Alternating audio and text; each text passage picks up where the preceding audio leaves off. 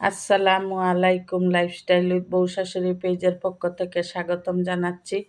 আজকে আমি রান্না করতেছি মসুর ডাল দিয়ে মাছের মাথা। কিভাবে আমি রান্না করি তা আপনাদের সাথে শেয়ার করব। প্রথমে আমি তেল দিয়ে তেজপাতা আর শুকনা মরিচ ফোড়নে দিয়ে দিলাম।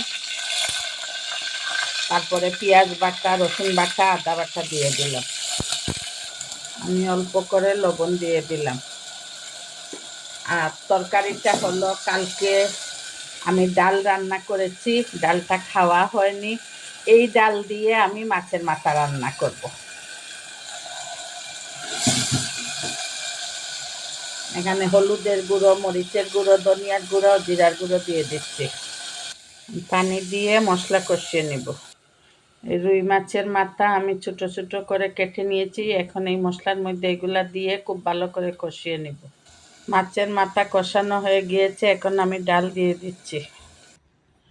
এখন আমি ধনেপাতা কুচি দিয়ে মসুর ডাল মাথা দিয়ে নামিয়ে নিব। লাইফস্টাইল উইথ বউ শাশুড়ির পাশে থাকবেন, আমাদের জন্য দোয়া করবেন, আমরা আপনাদের জন্য দোয়া করব।